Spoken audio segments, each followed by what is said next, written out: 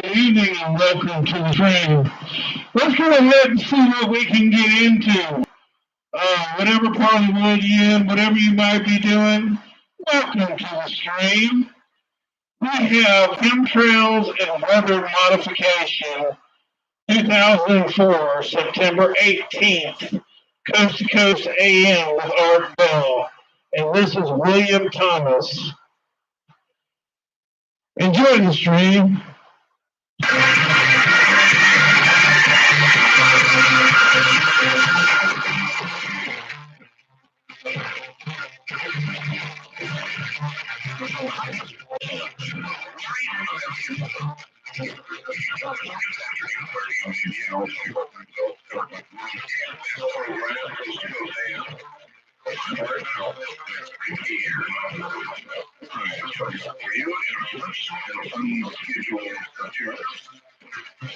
I do a lot of that, don't I? Anyway, stay exactly where you are. And those coming up in a moment. Do not stop more.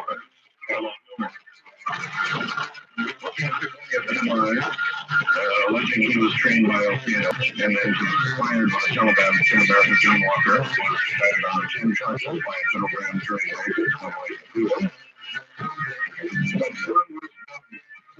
in the in-lawn debacle today, where they expected to get everything out of the way before the chair of the internet trading firm. How do I know that word? Governors and state legislators are weighing whether to clamp down on the public's access to government documents or meetings. Driven by worries that terrorists could use the information to plan attacks or escape capture. Those proposals have dismayed open government advocates and media who warn that such a sweeping approach, are they crazy, would block a key element of democratic society. Yeah, that's right, public scrutiny of government. Last night, for example, when we had Linda Powell and company, and we heard about the nuclear reactors, obviously 2 or 3 people fast-blasted me. Traitors, telling the enemy what to do. Give me a blinking break. If the enemy doesn't know where our nuclear reactors are and what the weaknesses are, let's see, which seems more important? That the public be able to inquire into these things and call attention to them before disasters occur, or that we not tell terrorists something they already know? Let's weigh these two. The public's right to know, the public's right to question certain practices of the government versus the terrorists might hear it and gain some knowledge. We can go too far. We can go too far, and when we begin to approach things like this, we are going too far. Somebody better stop that one quickly. I guess I'm an open government advocate for the most part. Solar lamps may double cancer risk. Well, how about that? Tanning lamps can double the risk of some common types of skin cancer, particularly for the young, according to researchers who suggest that tanning salons should be closed to minors.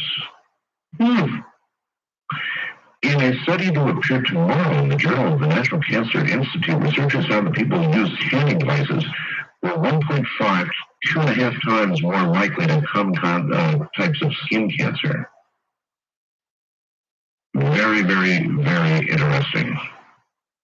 I have some incredible stories for you, but I'm going to hold them because we've got a special little surprise coming up for you in a moment. Some of you may have already guessed just by my suggesting it has to do with Mars.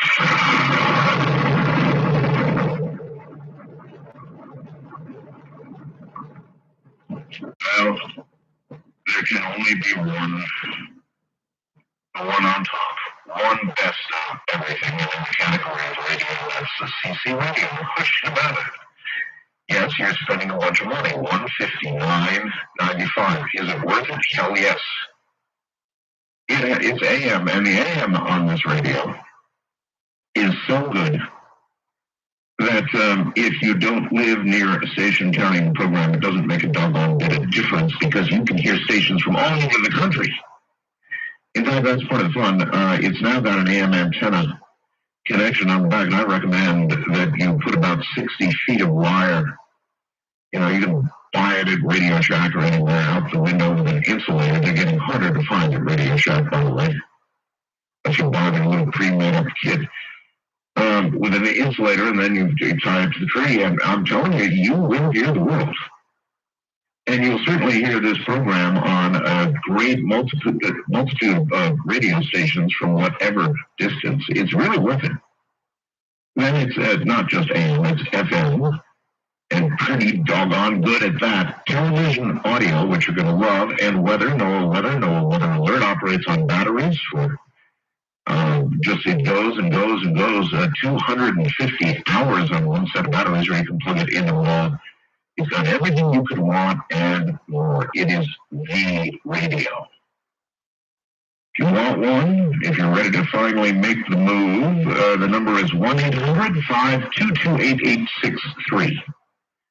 That's in the morning, beginning at about 6:30 in the morning, 1-800-522-8863, or on the web, of course, at ccradio.com. Now, if you crave youth, and a lot of people crave youth, then, although you know what, actually you're a lot dumber when you're younger. So you don't crave that part of it. Now, suppose you could begin to get younger and not dumber. That would be a really good deal. With a human growth hormone says it can do that. In 10 weeks, you will first feel 10 years younger, and you'll really know what that feels like because you're doing it in 10 weeks, not 10 years. Then physical changes will begin. Your skin will begin to de-wrinkle. Probably not a real word, but you get the idea. Your internal organs will regenerate. Your bones will be stronger. Your immune system will reject more of the nastiness that approaches you on a day-to-day basis. Everything you associate with youth, it begins to occur physically. We'll include a $20 value book free of charge telling you all about what's going on. The regimen is about $33 a month. Others would sell it for about $100 a month, and we include the best. So it's a deal. It's a natural formula to cause your body to produce more of your very own HGH.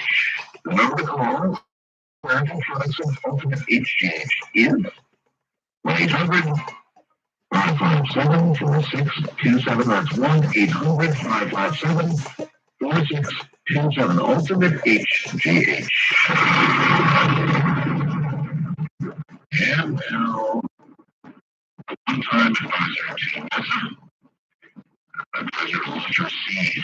Cronkite, Mainstream Science Award winner, and budding movie mogul from the mountains of New Mexico, Richard C. Holman. Good evening, my friend. Hello. How you doing, Richard? You know, the Chinese have this curse about living in interesting times. Yes, and we're really cursed. Oh, are we cursed? You know, I wouldn't want to be alive at any other moment than right now, because it's like the pit and the pendulum. We've got this incredible set of opportunities, and we also have this really nasty set of problems. And it's like a huge decision. Which way are we going to go, up or down? And tonight, I'm going to talk about the up part, because I'm hearing something a little weird on your phone, Richard. A very high-pitched weirdness. I don't hear a thing. There's a bell. Is it a cordless? Nope. Ooh, strange. It may not have to be heard on most radios, but it's because it's a very high-pitched, very interesting. Anyway. Oh, this is the normal airline we usually talk on. Okay. Anyway, well, last time I was on the show, we talked about Odyssey and what's going to happen in the next few weeks or a few days now. That's right. Yeah, with the prioritization for some reason of Zodiac. Right. And the taking of these colorless images that are going to knock a lot of people's socks off. I hope so. And I said, no, I hope so too, but I think I have more than a little hope here tonight to communicate. I said that I saw this as potentially part of a pattern. You know, I like patterns. I know you do. Well, 2 more dots that appeared on our radar screen. That's part of the pattern. A few days ago, the president, as part of the 2003 budget, which, as you know, is published every year at this time, announced a revitalization of NASA's nuclear electric program. Now, you may not remember, and I'm sure a lot of the audience will remember, that about 10 years ago, NASA did have a nuclear reactor program for powering things in space. And it was headquartered at NASA Lewis, which is the center, the NASA center that I was invited to give Sedona briefings at 3 times running several years ago. Yeah, I know that we've sent several packages into space with nuclear power. Okay, those are RTGs. Those are the solid state gadgets just produce heat. Right. Whereas we're talking a real full fission reactor, which would generate, several megawatts as opposed to a few watts. And it would have all kinds of uses. I mean, you mean like a reactor here on Earth for power? Exactly. Reactors here on Earth are like tens of megawatts or 1,000 megs, and the ones in space would be a few megawatts. It's basically the size of the reactor. The bigger the reactor, the more power. Sure. Now, space is a good place for one of those. Space is perfect. Sure. So people looked at me in the last couple of days when I'm talking about this, and they say, "Are you out of your mind? We have to keep nuclear power out of space." And I said, "Have you forgotten that big bright thing up there called the sun? I mean, the only place that nuclear power really belongs is in space." The only problem that I see is getting it from here to space. Yes. And you can do that by the proper containerization. And you do a lot of testing on the ground, and you smash these things, you drop them out of airplanes, and you run locomotives into them, and you make sure that when they get smashed, they don't break. And then you assemble them in orbit, so that you only fire it off once they're up there. Okay. And what do you do with this power? I mean, why are we? There are all kinds of things we could do. We had in NASA 20, 30, 40 years ago a nuclear power program. And it was basically brought to a halt. And you look back and you say, why? Because Mickey Mouse around the solar system with chemical rockets, we haven't really done anything new in space in the last 40 years, really. I mean, there are all kinds of neat, jazzy plans sitting on the shelves. There were a lot of programs that were begun, a lot of R&D, a lot of money spent during that. I tell you, what can we do with the nuclear power plant space? What does that allow us to do? You can go anywhere. It gives you the solar system. It certainly gives you the moon and Mars. And so a few days ago when Bush made this announcement of the budget process, I'm looking at this, nuclear electric thing, and I'm saying, this is very curious because the NASA center that I was invited to speak was the center that was secretly developing this previous NASA nuclear reactor power in space. It was the same center that Congressman Murphy, the Democrat from Michigan, found about a decade ago, was writing memos to its employees on how to lie, cheat, and steal on FOIA requests. On the line of the Congress, on the line of the public, on the line of the press. And they came from the director's office of NASA Lewis.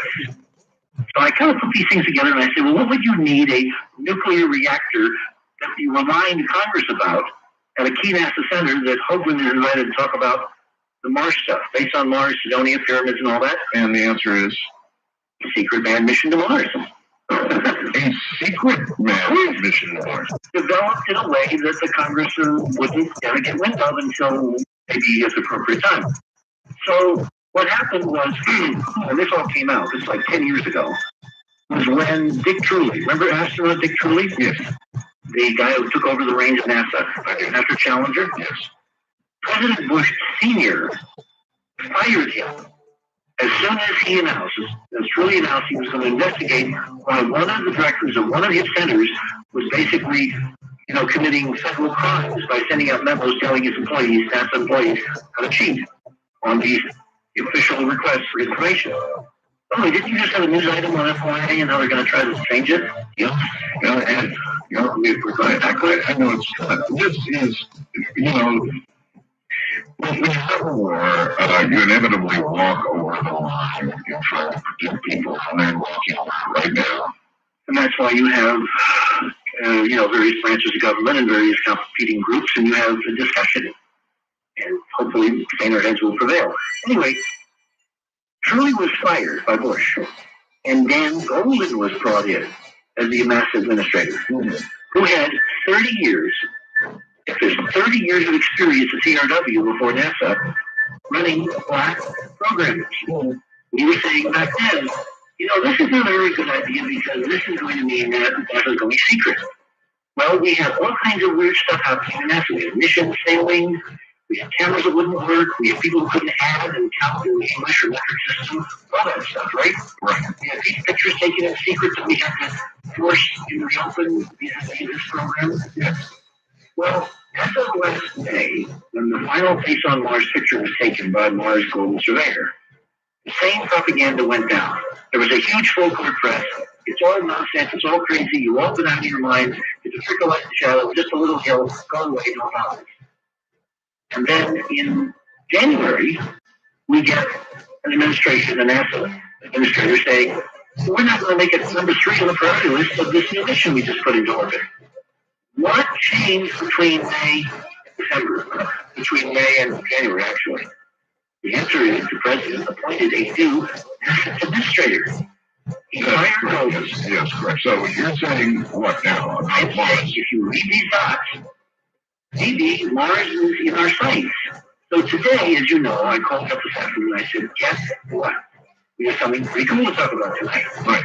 Because not only is Bush going out for nuclear electric power in space, but he has now announced, as of the budget process yesterday, that they're going for nuclear reactors for propulsion, for rockets, which means you can take an expedition to Mars. If we had nuclear propulsion, and I understand it's possible, how much difference in speed and acceleration and ability to get to Mars would there be? It's not the speed and acceleration, it's how much you can take with you. Okay. You can send a ship that's 2 to 3 times bigger. You can send a lot more payload, more bang for your buck. And the trip times are not really the problem because you can also do things like spin the whole thing for artificial gravity. You can have power for the coils, for radiation protection. A nuclear engine could only be used fired up in space shuttles, right? You can fire it up on Earth. Oh, no. What you do is you would assemble the system in space. Astronauts are assembling the space station. What about getting the actual parts? Oh, you can come back on a regular, even Apollo or shuttle type thing. Allow orbit your shuttle and bring it home. Okay. So the nuclear parts would always forever after stay in space. But if you were to, use a cheap fuel, let's say hydrogen, or a nuclear rocket, from this end, carry it up, as water. Yes. When you get to Mars, of course, you can refuel. Because you've got tons of stuff there. In fact, Mars Odyssey has now found, even in this preliminary first few days in the mapping orbit, it's finding there appears to be tons of water. Megatons of water. Right. All over Mars, just under the dust. And from that comes fuel. Mm-hmm. If you have the energy. Right. The nuclear reactor uses the energy to split the oxygen and nitrogen. All right, so let me see if I got this straight. The administration is proceeding with a nuclear power generator in space, and they're now adding as a priority a manned mission to Mars. Well, that's the implicit assumption that that's down the road. This is, remember, we're now thinking Middle Eastern, right? Well, why else would they want nuclear power in space? This is the proverbial camel's nose under the tent. The budget line item for this year, for 2003, not this year, it's next year, really, is about $50 million. And as you said, that's nothing. Well, it's a lot to me, but maybe it's nothing. Well, in terms of going to Mars, it's sure nothing. We're trying. It's a down payment. It's to get the program started, to get it funded. They're talking now about $1 billion over 5 years to have a workable off-the-shelf system where you can actually start going places. Right? And they're talking about massive reactors to fuel nuclear electric rocket propulsion. What do you think it would be a secret mission? Why not a fully public mission? Well, I was saying what the situation was 10 years ago. What is going on now is that we don't yet have the carrot. In other words, in this current budget situation, with the war and all that, and other priorities, they can't come right out and say, I don't think we're going to go to Mars with men and women. There has not been that key reason yet.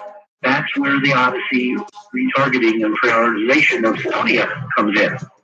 Because the way this is ultimately going to work, I think, and I think my colleagues would agree, is that you find something incredibly important on Mars you got to send men and women to go find out about. But of course, you wouldn't have any way to get there. Richard, that's the only way we're going to go to Mars. If they announce some major discovery that just fires up humanity, and by God, we've got to know about it, it's going to have to be something like a sign of a prior civilization. Gosh, what an idea. I mean, something about that. And what I've said to the guys I work with, people like Bear and Ken Johnson and others, I've said, look, at some point we got to get pregnant. At some point there has got to be a set of dots you can connect that all you have to do is kind of do this extended metaphor, light the match, and the whole thing goes up. But you got to have your pieces on the board. You got to have a reason to go. You have to have the means to go. And the means to go is nuclear. We have had a nuclear power program for NASA for almost 30 years. We had one. It was not far from you at a place in Nevada called Jackass Flat. Yeah, what I know about it. What about treaties? Can we do it? Yeah, there are no treaties forbidding nuclear power for propulsion and peaceful scientific exploration. There are treaties forbidding the blowing up of little A-bombs in space, to which we, well, I mean, this administration doesn't seem to mind treaties much. Look what they've done with the SCI treaty. So if they wanted to, reinvent Orion, remember the Orion program? Orion was basically to propel a mission to Mars using contained nuclear explosions, not just a nuclear rocket, but behind the fire plate. It would accelerate you like 1 million tons going to and from Mars. Now, there are people that would obviously freak out at the idea of banging, fusion bombs in space to propel big spaceships. But again, this is how would that work out for the occupant of the station? Well, you'd have actually, when I first heard it, I was astonished. Somebody even could conceive of this, but I actually have talked with Dr. Taylor, who invented the concept. I worked with a guy in Raytheon many years ago when I was in the museum in Springfield, Pat Benjamin, who worked on Orion. How would that work out for you? It's basically the same way that you have an internal combustion engine with explosions under the hood. It's all in the shocking system. It's all in the compression system. I know that produce radiation. But inside you have this massive thick pusher plate that bombs go behind it, and the plate will absorb the radiation. So on the other side of the shield, it would all be okay. Well, that's good calculation. In fact, they actually did testing. I've seen to go. Real models using chemical explosives as opposed to nukes. And the damn thing works. Well, I understand it would work. Hold on, Richard. We've got to get right here to follow you. I understand it works. I've asked about the radiation for like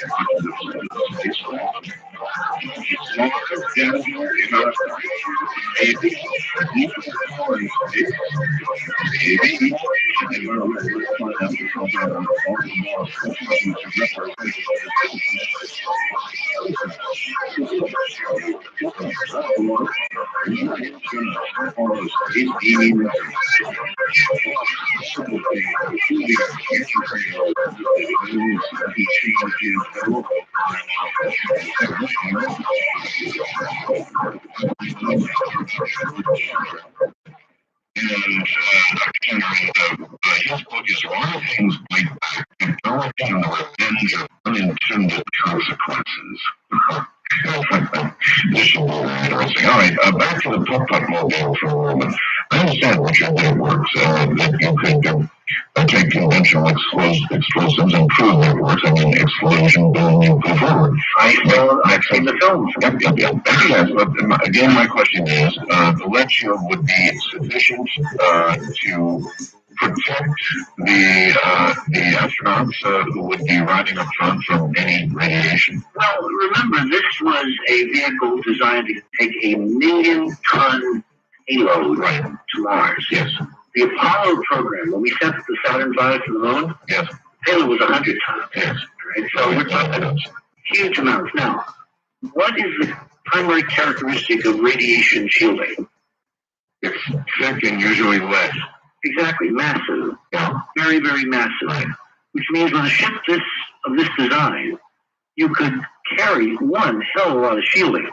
So in fact, the calculation said that you get less exposure radiation-wise riding at the front of this thing than you would riding in an airplane over Denver. Okay. All right. Well, that was a good question. My problem was, the idea of blowing up an A-bomb behind you and then being accelerated forward, why wouldn't you be smashed flat? So because the pusher plate had a set of shock absorbers, and you had a cyclic shock mechanism to attenuate. Well, it wouldn't be a full A-bomb going on. Well, they were tiny tactical nukes, but still, the concept of blowing up an atomic bomb. Are we talking about it? Yeah, I know. Are we talking about a kiloton? I'm trying to remember what the numbers were. They were slow. They were definitely tactical, lower than a kiloton. And you fire a lot of them. I mean, this was like one every second. Mm-hmm. And the ships carried a lot of them to do that. Mm-hmm. But what was astonishing to me was, the concept was invented. It was actually tested, except not for nuclear devices. It was called Orion, which I always thought, was interesting. And now, of course, of late, I thought it was really interesting, given the involvement of Orion with the whole technology and all that business. Anything named Orion would have your heart. And it was killed by the president, by President Kennedy, in favor of the Apollo program with cheap chemical rockets. Terrence in Chicago says the following, and I'm pretty cynical, but I agree with Terrence in Chicago.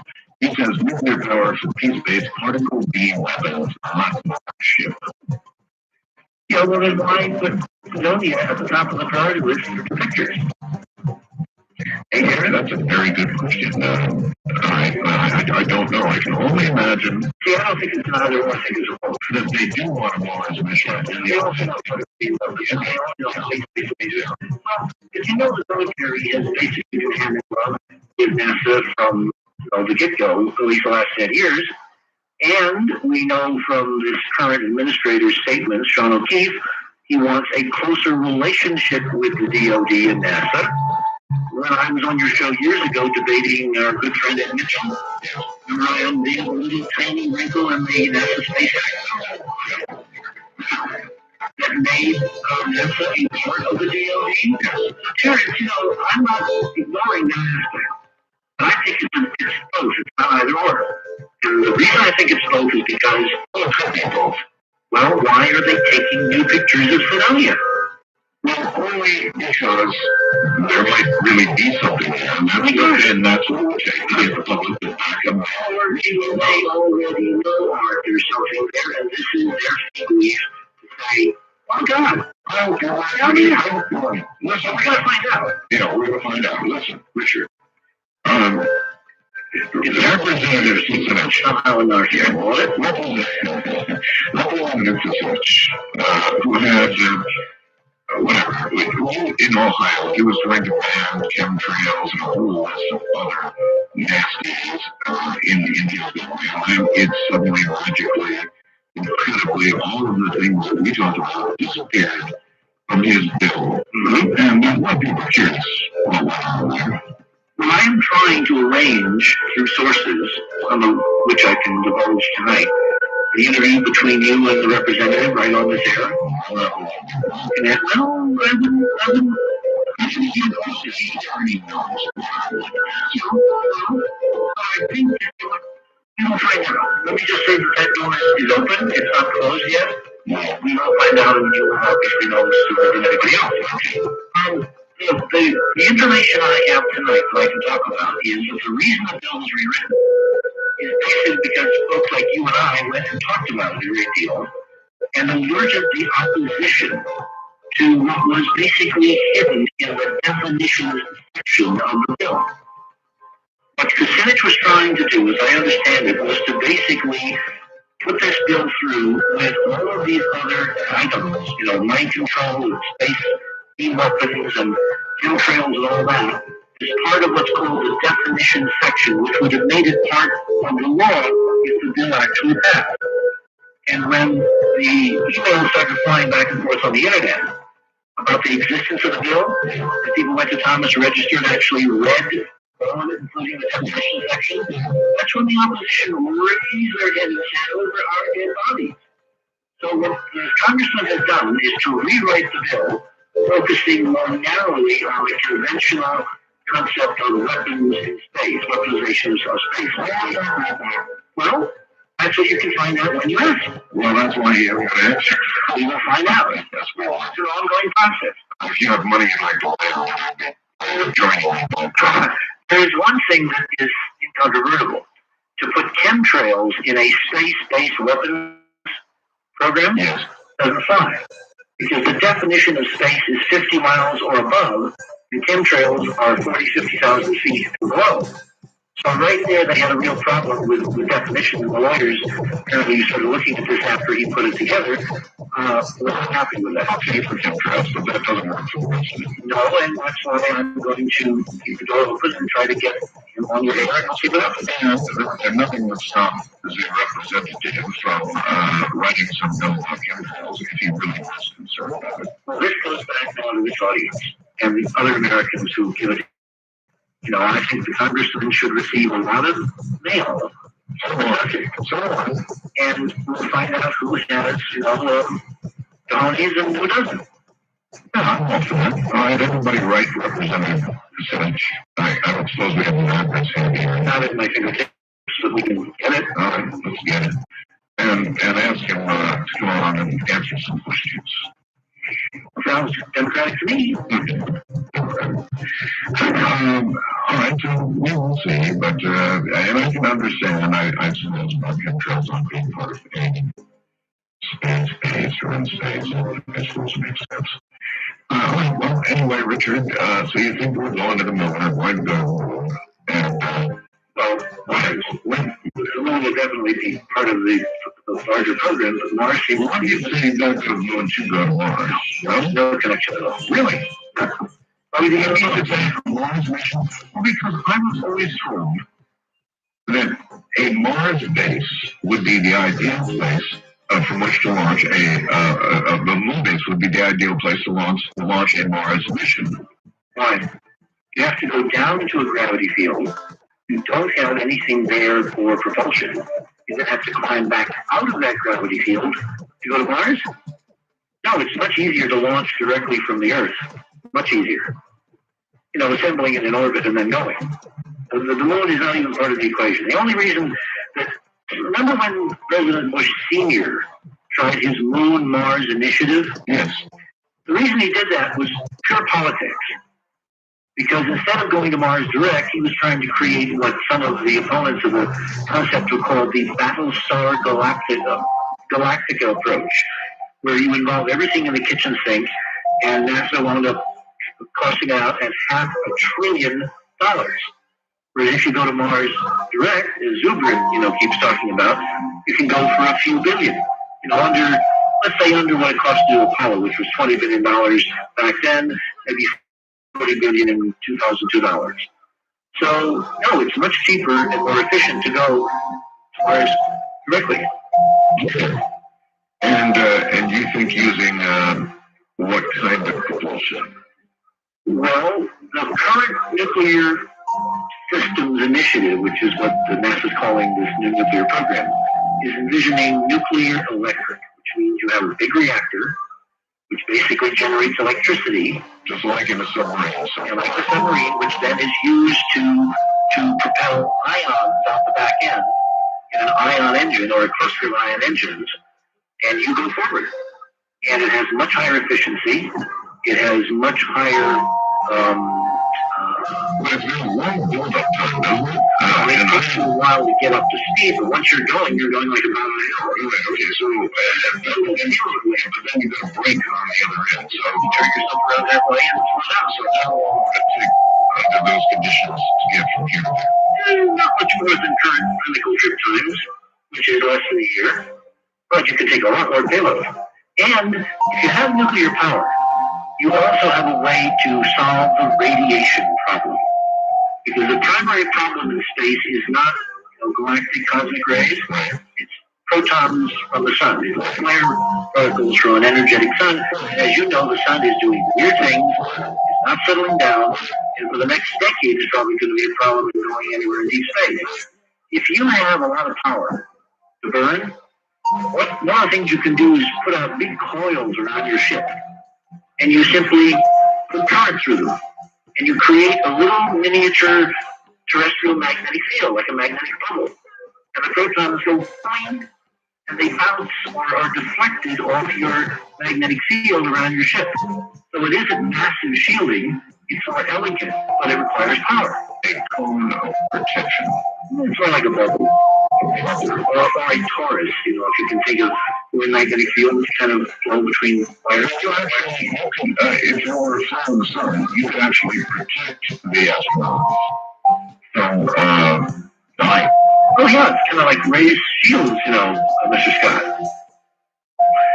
That's really neat. I had never heard that. I had no idea that such concept existed. No, never. Oh yeah. And all it requires is power. Now you can't do it with solar power because you have to have solar collectors that are, miles across. Right. That's a lot of power. Nuclear power is concentrated power. Now, obviously, you and I have had this conversation in the absence of the H word, hyperdimensional physics. Yes.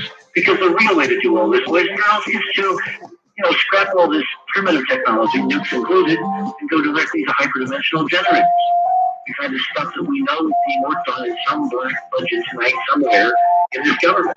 How do we know that?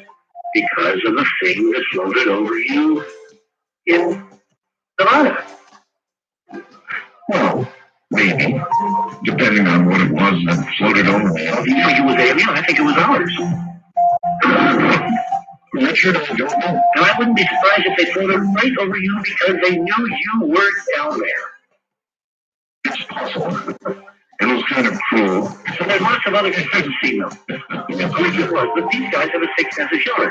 So that's the way to go ultimately. But unless we can, get on the grid bandwagon and force disclosure of this kind of technology, we're stuck with primitive stuff, like nukes. And that's where Bush is headed, and I think the objective is Mars. But nukes will get us to Mars. Oh, yes, and get us there safely and without environmental problems and all that. I mean, there'll be people kicking and screaming about, you're putting nuclear stuff in space. Well, that's where it belongs, everybody. Key problem, as you pointed out earlier, is getting it in space. And there are ways to do that. I mean, this society, this technology does all kinds of other things that are important. And you balance risk and benefit. But to me, the benefit to this planet, this civilization, confirming what's on Mars, who live there, what they left for us, the libraries, the technology, the secrets, the biology, the understanding of the human condition, the perspective on a galactic encyclopedia, if something like that exists. I mean, there is no way to balance that against the minuscule risk involved in getting there, even though Bush is intending to do it. How much chance is there you're wrong? That there was no civilization there, ever. That there were never living Martians, that nobody ever intentionally built Martian or not, a face and other structures on Mars, that you're just all wrong. That Mars is dead, never has been occupied planet. Well, if it was only me, I would have to really kind of think about that and maybe not even give you an answer tonight on the next show or something. But given that in the last 10 years, an enormous group of anomalists, people out there that know who they are, who are kind of part of this far-flung family of people looking at all these images and asking hard questions of NASA, have come to the same independent conclusions, including my old friend Arthur Clarke. Remember, Arthur, before this mission was launched, kept saying there's life on Mars. The day they launched this mission, he sent that email to his manager, Lockheed Martin, saying, go find the artifacts. Wink, wink, wink. So, no, my certainty on that there is something waiting for us that is mind-blowing, which of course is at the core of the film, is probably 99.99%. Film is going exquisitely well. Exquisitely. You're in the middle of writing like that. We were basically rewriting. I meant to add all the little things I wanted all those years, and just from click, and now it's click, and you got all these things. And of course, there's also, the current edition of Monuments of Mars, the 2001 edition, which is down out there. And I don't want to leave the air tonight without reminding people, if they want a copy of the book signed by yours truly, to kind of get some perspective on this whole problem before the the rotating receptacles. Yes. They can get it from an 800 number, and the books over there are so nice that if people will call up and order the tapes, my briefings at NASA Lewis, my briefings at the UN, throw the 2001 edition of Monuments in, signed by me for free. For free. Americans love that. For free. I do. So here's the 800 number. Write this down. 1-800-350-4639. 1-800-350-4639. And I want to thank everybody who, by the way, has sent all those faxes in to be a part of this young thing at RKL. Aren't the most extraordinary Americans and others who responded. We have got resumes, we've got offers for help, people who will do anything to be part of this, people who have stunning credentials, people who have expertise, people who are it's just a joy to read these. If you had to guess, Richard, about when this movie might appear on the silver screen, what would you guess? The normal process for something of this magnitude to do it right is at least a couple of years. So I would say around the end of 2004, okay, right? Which is just about the time that a number of things are going to hit that rotating thing I just talked about. Well, we should be really warming up to a Mars mission. Exactly. Right? Exactly. Talking heavily about it, maybe even beginning. If Odyssey is going to do what I think they're planning to do with it, you've got to provide the carrot. You have to excite the body politic. There's got to be a response to a stimulus. And the need of stimulus is some kind of anomalous, my God, there's something weird down there. That's right. We have to go find out what it is. Well, maybe that's exactly what we're going to get. One can only imagine something like that in mind, making Sidonia such a high priority when it just simply wasn't before. And they just been the president, appointing a new NASA administrator, who basically, I think, is on the beam, on the target, on the timeline. Richard, thank you. Have a good night, my friend. You too. Onward and upward, in every sense of the word. To Mars we go, huh? I certainly hope so. All right, coming up next, why things break back. Technology was the best of unintended consequences. All it was all my life, right? Unintended consequences, you like that. It really is, and something I've noticed over the years. Be an absolute truth. It may or may not have to do with what my guest is going to talk about tonight, but I thought I'd relate it to you anyway. I don't know how many of you are technological, not so I am, but we're radio all the way. I mean, we own a radio station. I've got ham radio, which has been wrapped around me all my life. Every form of technology you can imagine, I'm the baby. I'm the guinea pig. I'll try it first, whatever it is, as you well know. And having so much technology around me, computers everywhere. I mean, everywhere. I've really learned this lesson. I've learned technology does bite back. And inevitably for me, it always bites back on Friday night or Saturday morning. Now, this would be a time when any tech support is not available, when parts are not available, and of course then comes Sunday when even the local Radio Shack is not open, in our case here, and it's impossible to get parts. So in other words, not only does technology bite back, but it seems to know when to bite back, which has always bothered me a lot. I mean, there's more truth in this than I could ever put you. I have had so many things fail going into the weekend when you cannot possibly do anything about it. I should give the list. Hundreds of things, actually. So, Dr. Kenner, has indeed written when things bite back.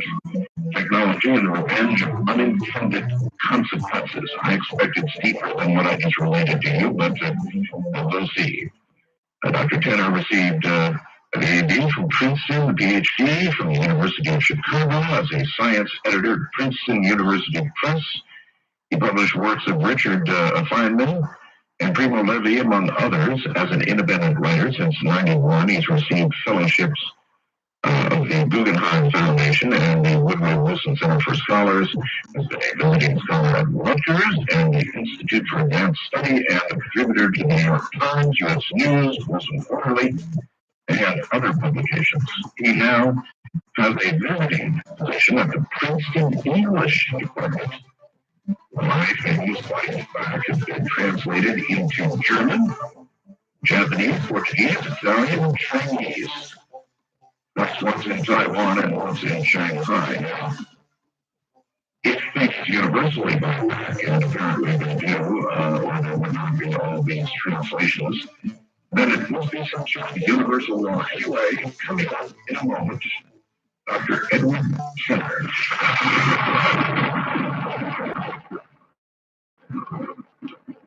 Now, Dr. Tanner, welcome to the program. Thank you very much. Happy to have you. It's great to have you here. Did you hear what I said just before the commercials, before introducing you, me and electronics? And I don't know if that falls under the category of what you've been talking about or not, but I have noticed that failures occur at the absolute most inappropriate times, generally on Friday or Saturday, when fixing whatever has gone wrong becomes totally impossible. Yes, absolutely. In fact, my computer failed while I was writing the book. Oh, okay, that's it, all right.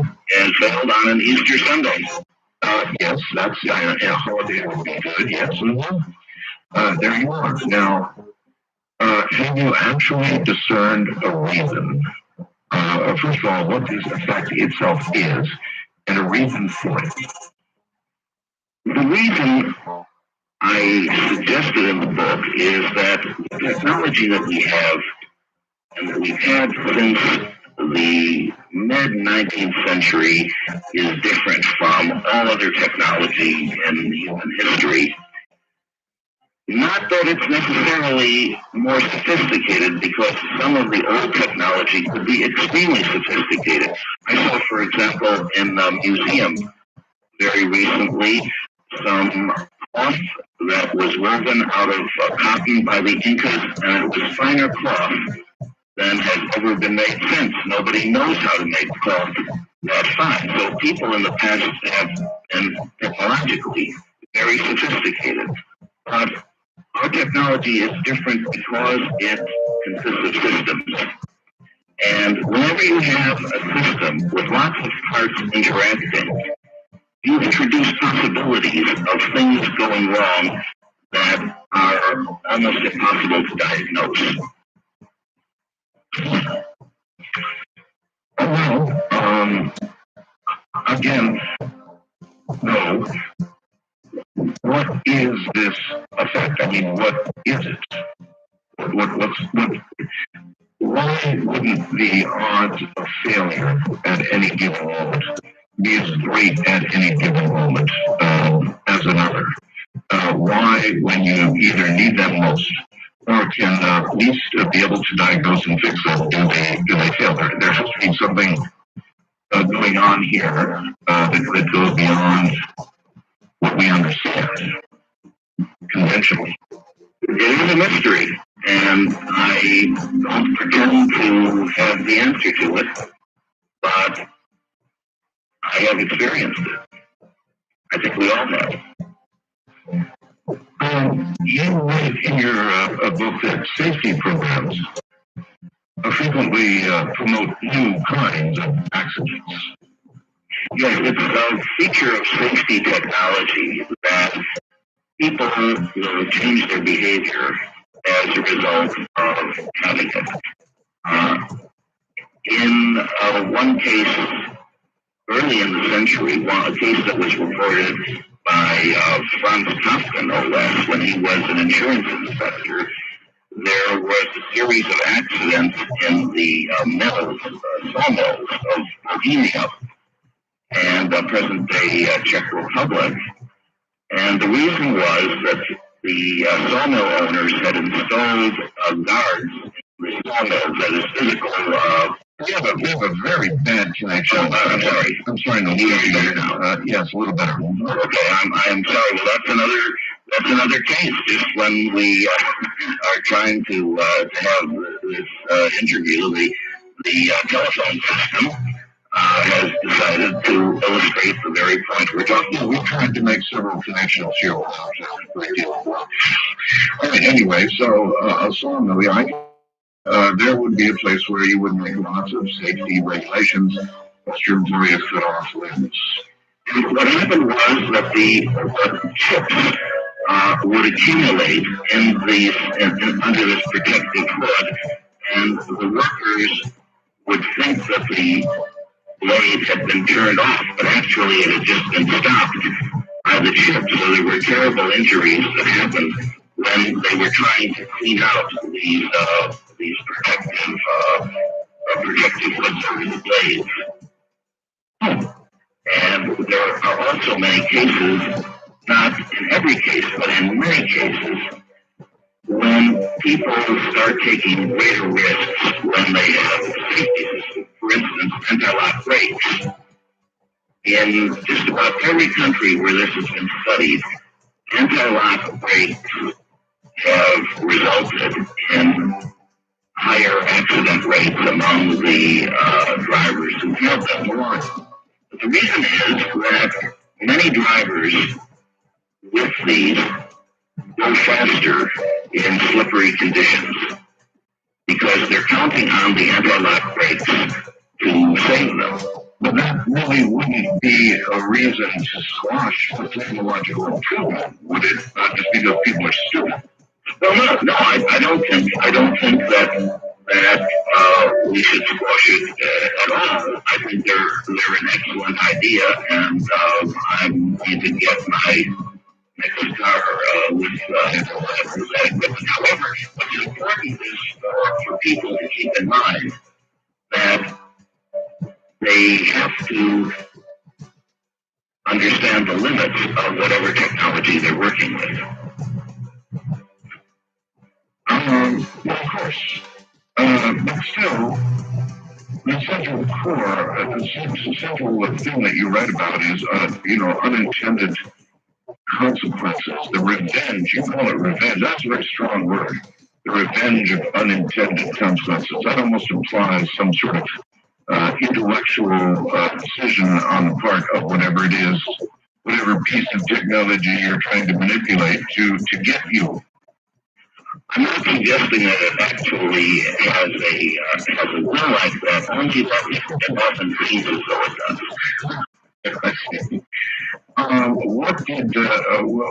What is Franz Kafka's connection? I don't know Franz Kafka at all. His connection to technological tragedies. Well, I just mentioned him because his novels really are not about technology, but he was somebody who certainly as a novelist had a great sense of the dark side of life, and people often talk about the Kafkaesque with the being trapped in the jaws of the state, and so it really fascinated me to see that he had an earlier career as an insurance inspector. I see. And his connection to technological tragedies, in other words, because he was an insurance inspector? Yes, as an insurance inspector, he went to the mills and factories and other establishments that his company was insuring, and he was, of course, in their financial interest to, quite apart from many humanitarian considerations to be sure that there were no unnecessary risks. So he looked at problems like that. Okay. I don't understand how he is looking at it, promoted technological tragedy. You think he didn't promote it. All I'm saying is that he identified it. I see. He wrote about it in his report. I see. And they were published only recently. Okay. Why did Rancho Cervera, now best known as the last home of the Heaven's Gate movement, I remember them well, fail in its original existence as a eucalyptus farm for railroad ties? Yes, that is how it was founded. And it was, there was a movement around the turn of the century to grow eucalyptus for the railroads. And the reason was that eucalyptus is an extremely fast-growing tree, and it seemed to be a great material for railroad ties, which at that time, since the railroads were still expanding, was a critical resource. I don't know how many million trees were killed to build the railroads. We think of them as environmentally benign, but in their time they were very widely criticized for their environmental effects. And the eucalyptus wood was thought to be the wood of the future. But it turns out that there was a very strange thing about eucalyptus wood, which is that in its native Australian habitat, the eucalyptus tree is regulated in its growth by insects and other organisms that live off the young tree. And it grows more slowly there than it grows in North America, where it doesn't have these critters around. And you would think that would make it even better. You would grow more trees faster. But it doesn't work that way. The reason is that the grain of the eucalyptus tree is almost optimized for the rate of growth in Australia. When you plant it where you don't have those insects, it grows too fast. And so the grain becomes very, very difficult to work. You can't really saw it very well. It's not dimensionally stable. It really won't last as a railroad tie. And so they had to do something else there, and they decided to develop residentially. Residentially? As a residential resort, actually, with permanent homes there. So you didn't really go there? You would go there, but they couldn't use the trees. They couldn't use them as timber. Okay. You can go. There are lots of eucalyptus trees in the United States, especially in California, and they are beautiful trees, but they have two problems. The first is, as timber, their structure is really strange. This was discovered only in 1949, when an Australian forester published a monograph about the subject. That's the first problem. The second problem, which has been discovered in Berkeley and Oakland area a number of times, is that eucalyptus trees propagate by burning. Eucalyptus trees love fire. They can actually spread their seeds in their native habitat only in a fire, or they can spread them best in a fire. And so if you have a lot of eucalyptus trees and you are not very careful about pruning them and eliminating underbrush, you have combustible materials for terrible fires. We're having terrible phone problems here. I'm just losing you and losing you.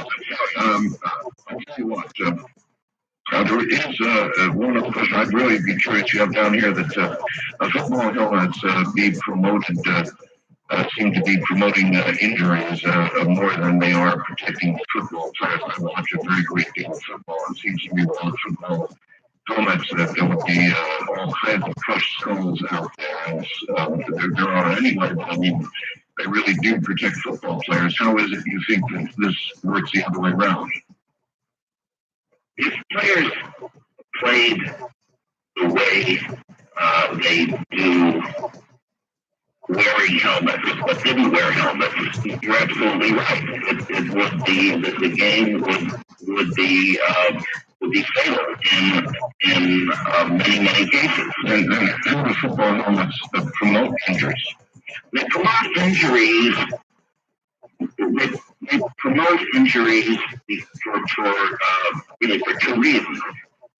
The first is that in a game where the players have a lot of protection, you have a different style of play from one where there's minimal protection. For instance, rugby players don't wear helmets, obviously, and rugby is a terribly rough game, but it has a lower rate of injury. Right, Doctor, hold on just a moment. We're going to have to try and do something about this chromosomal connection, so we'll try and get that here at the half hour. I'm Mark Bell. My guest is Dr. Edward Carroll. Hi, everybody. We're going to open lines. Dr. Jenner has become a victim of his own theory, the law of unintended consequences. His whole thing was leading to virtually zero. And so that's exactly the kind of thing that I mean exactly the kind of thing that I think we would have talked about had we had the chance, if the unintended consequences had not squashed us. It's inevitable. It's constant. And I do hesitate to suggest that there's any intelligence behind specifically when and how things fail. And if I can know better, I swear there was. Anyway, I've got a number of things here for you. And just a moment, stay right where you are.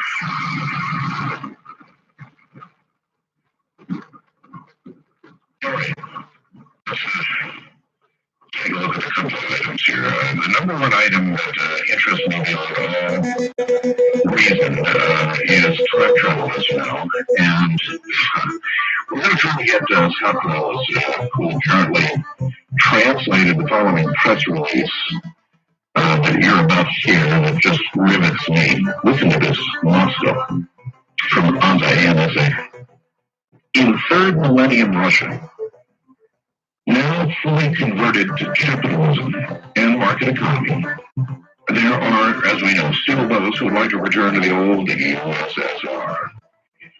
A time machine, that's right, a time machine completely made in Russia has been built for these irrepressible nostalgics. According to the device's inventor, its existence is a reality. According to a Russian engineer, who would be called Bohdan Suvanov, the machine popularized in H.G. Wells' novel, far from being a literary creation, is in fact a scientific endeavor of its own, although still in its infancy. In fact, notes Sherbanov, those who attempt to return to the past to keep certain historical events from occurring, for example, the collapse of the Soviet Union, would fail in the attempt and would run the risk of not being able to return to the future. Sherbanov's machine, at least according to photos published in newspapers since its creator refuses to show it to any other media, is a spherical metallic capsule measuring 2 meters in diameter, very similar to astronaut Yuri Gagarin's first Vostok spacecraft. Within it, explains the inventor, is a meter-wide cabin that houses a passenger, strong rotating electromagnetic fields generated in the capsule decrease or increase the flow of time, whose alteration is recorded by high-precision timepieces.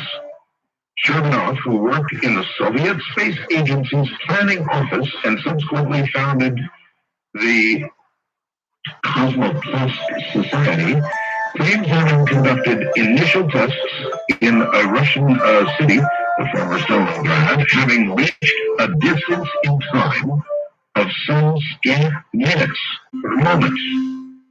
That's right, minutes is a long time. If you can really move in time, even just for minutes, then you do indeed have a time machine. For the time being, above all, for security reasons, the experiments were performed with animals and were extremely brief in order to avoid any health hazards and keep the machine from becoming lost. Since it is very expensive, explained Russian scientists, however, this time lapse shall be gradually increased in the future with the aim of achieving the mission of exiting our time for a few days or a month at most, and exclusively toward the past. This would enable the capsule's recovery. The first chrononauts, that's what they're going to call them, has already been chosen, a young computer programmer, Ivan Konov, who, according to Charmanov, is in fine physiological condition, which gives him the necessary ability to describe even the vision of the world's end, should he see it. According to the Russian engineer, no Charmanov would be able to modify historical fact. Even though he interfered with events, which apparently could occur, this event would have weight only when verified, having no consequence whatsoever to our present. And in any event, any such effort would maroon him in a parallel universe from which he could never return.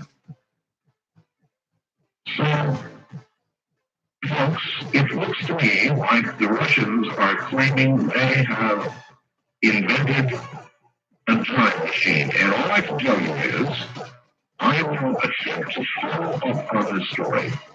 I will attempt to get hold of the man who Scott Wallace, who apparently translated this story so that we can get it to you, and we'll try and find out more about it. But there you have it. Wouldn't that be something if the Russians really had done it, and with rotating magnetic fields? I always had a feeling that would be yes, all right, what we're going to do, I've got several other stories I want to get to you here. But here's an interesting one. Before I go to the phones, imagine that our radio antennas picked up a signal from aliens in a galaxy far away. What would we want to say back to them? Would we want to make them like us? Would we want to be honest about our human failings? Were woefully unprepared to reply to a message from the stars, according to a psychologist Douglas McCulloch, whose job is to think about just that. What should we say to aliens that would reflect something universal about all 6 billion of us on Earth? And I wonder how you would answer that question. In other words, I don't know, when you meet somebody, and I'm talking now about an individual earthly basis. When you meet somebody, you put your best foot forward, which many times means that you tell little white lies or even gray lies about yourself, one way or the other, or you try to talk yourself up a little bit, right? You put your best foot forward. Now, if we were talking to an alien, had the opportunity to respond to a radio or light signal, as you know, SETI is also looking at light here shortly. I think they may make contact. If we were to make contact, what indeed would we say back to aliens? What would we say? No. Would we put our best foot forward? Would we not tell the aliens about the wars we've had? About nuclear power? About putting nuclear weapons into space? Would we not tell them about our failings socially? Would we advertise ourselves as a highly advanced society, fully prepared and peaceful, and oh yes, peaceful, and no wars, not down here, folks? Or would we tell them the unvarnished truth? It's kind of an interesting question, isn't it? Well, Carline, you're on the air, open lines all the way. Go ahead. Hello? Hello? Yes, you're on the air, sir. Hi, Art. This is Rick in San Diego. Yes, Rick. Two things. One is on technology. Some people have a natural gift. I am, like you, into radio and computers and, the highly technical like, and just about anything and everything I use works beautifully. And if somebody should come along that has a problem, all I need to do is lay hands upon it, and it works for me just fine. What do you mean by lay hands on it? You mean lay your hands on the cabinet? Yeah, you don't get inside replacing diodes and transistors and resistors. You lay hands on the cabinet and cure it. And basically cure it. It works beautifully most of the time. And usually I do have to go in and replace something. But for the most part, computers respond to me as if, I can talk to them. Like you were a doctor on a big bedside manner. Exactly. And the other thing is, we would need a person who knows political doublespeak. And, not necessarily give away the farm, but, the question is, would we reveal about ourselves, our downside? We do have a downside after all, and that's why we would have to give them a little bit of double speak, but that would put our best foot forward. All right, I appreciate the call. Thank you very much. But, like a blind date gone bad, perhaps if we gave them too rosy a picture, they would arrive, imagining all of these wonderful things, and when they come here, what will they see? What they see is chasing something like modification in Afghanistan. They see bombs being blown up in Israel. They would see Israel retaliating against the Palestinians. They would see India threatening Pakistan, Pakistan threatening India with nuclear weapons. And they, as you proceed, we're all looking at everything that's going on. They might find great disappointment. So having put our best foot forward, may indeed, instead of moving it forward, move it directly into our jaws, and we might decide to cleanse the entire planet. As for the Rockies, you are on here. Good morning. You're kidding me. I don't kid, sir. Where are you? Oh, Lord have mercy. Well, yes. Okay. All right. Where are you? You're in Denver. Marking that for your buddy.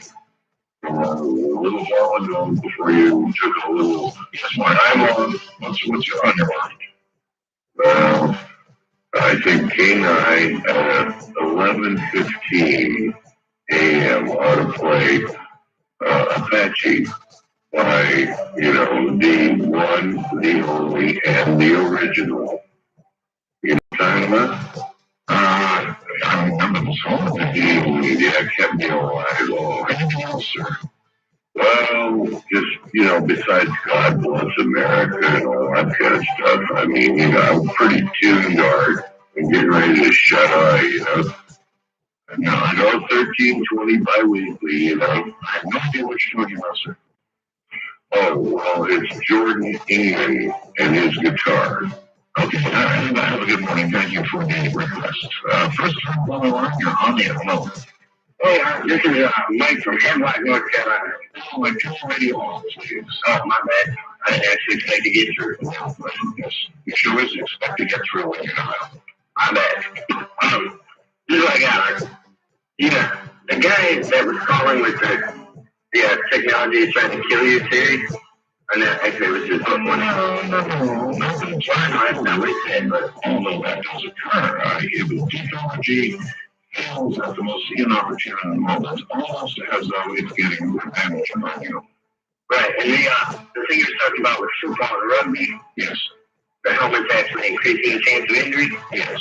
The same thing has happened with bicycle helmets. As bicycle helmets, their use and the proliferation of them throughout our society increases. Now we ride less bikes than we did in 1982 or whenever. You still see, settled like fatalities rising for some god unknown reason. And it's the exact thing that he was trying to describe. Is that, as you protect yourself more, you let your guard down.